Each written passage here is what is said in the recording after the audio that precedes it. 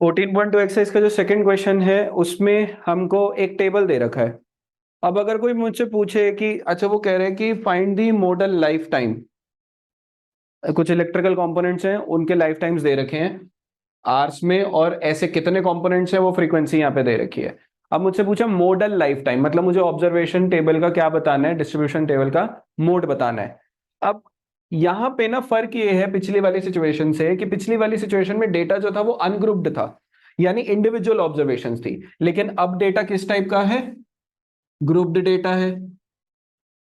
अब grouped data में suppose मैं इस ग्रुप की बात करूं, तो मान लो फॉर एग्जांपल अगर मुझे पता चले कि 0 से 20 के बीच में कोई ऑब्जर्वेशन है जो इस टेबल का मोड है, तो मैं क्या बोलूंगा, 0 को बोलूं, 1 को बोलूं, 2 को बोलूं, 2.5 को बोलूं, 7 को बोलूं, 18 को बोलूं, मुझे तो पता ही नहीं। तो इसीलिए यहाँ पे प्रॉब्लमैटिक है, क्योंकि ग्रुप्ड डेटा जो होता है उसमें आप सिंगुलर आंसर तो ऐसे निकाल के सीधा दे नहीं सकते, जैसे पिछले में देख रहे थे कि 2 की फ्रीक्वेंसी सबसे ज्यादा है। अब यहाँ पे क्या करना पड़ेगा, हमको आइडेंटिफाई करनी पड़ेगी सबसे पहले मॉडल क्लास। तो अभी हम सीख रहे हैं कि मॉडल क्लास कैसे आइडेंटिफाई करते हैं और उसमें एल कैसे निकालते हैं। तीन चीजें समझने वाले हम यहाँ पे, मॉडल क्लास, लोअर लिमिट यानी एल, और क्लास साइज। ठीक है। मॉडल क्लास वो वाली क्लास होती है जिसकी फ्रीक्वेंसी सबसे ज्यादा होती है। ऑब्वियस सी बात है, क्योंकि अगर हमें मोड बताना है तो मोड उसी क्लास का हिस्सा होना चाहिए जिसकी फ्रीक्वेंसी सबसे ज्यादा है। अब आप इसको देख के बता सकते हो कि इधर मॉडल क्लास कौन सी होगी, 60 टू 80। अब अगर आप ऐसा सोच रहे हो कि मॉडल क्लास 61 है तो गलत हो जाएगा। मैंने बताया था mode is always an observation not a frequency. अब ये सारी फ्रीक्वेंसीज दे रखी हैं जिसमें मैक्सिमम फ्रीक्वेंसी क्या है, 61।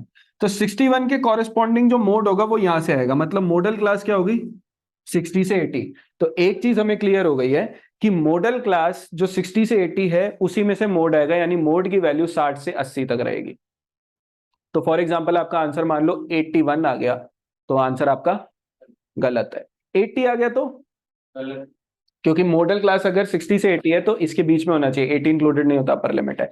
60 आगे चलता है, 61 आगे चलता है, क्यों, लोअर लिमिट कंसिडर्ड होती है, समझे, लोअर लिमिट इंक्लूड होती है अगर, हाँ, अपर नहीं होती। तो 20 इंक्लूड हो जाएगा ना उसमें। ठीक है, हाँ जी बोलो डाउट।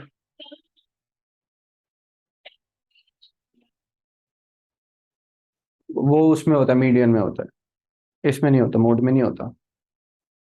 ना ना ना ना, आपको उस वाली देखनी है, उस वाली क्लास को देखनी है जिसकी फ्रीक्वेंसी सबसे ज्यादा है, तो वो क्लास 60 से 80 है।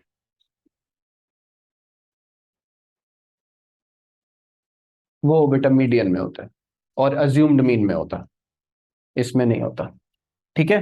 तो सबसे पहले हमने मॉडल क्लास आइडेंटिफाई करनी थी, कर ली। उसके बाद फॉर्मूला में यूज होता है, अभी आगे फॉर्मूला भी समझेंगे, उसमें यूज होता है एक एल। एल का मतलब होता है lower limit of model class. तो इस केस में बता सकते हो कि पहले मैं लिख देता हूँ मॉडल क्लास होगी 60 से 80, फिर बता सकते हो एल की वैल्यू कितनी है, वेरी गुड, तो एल हुआ क्या, 60। वैसे मोड 60 आने के चांसेस बहुत कम होते हैं, बट अगर आ गया तो एक्सेप्ट कर लेना, क्योंकि उसमें एल में यानी 60 में कुछ ऐड होता है उसके बाद मोड आता है, तो बेसिकली इसके बीच में ही रहेगा। उसके बाद लास्ट चीज होती है क्लास साइज। क्लास साइज सब में सेम है, कितना है यहाँ पे, क्लास साइज को हम डिनोट करते हैं एच से, तो एच की वैल्यू क्या हो गई, 20। तो मॉडल क्लास, लोअर लिमिट और क्लास साइज आइडेंटिफाई करना आया, वो तो क्लास मार्क होता है।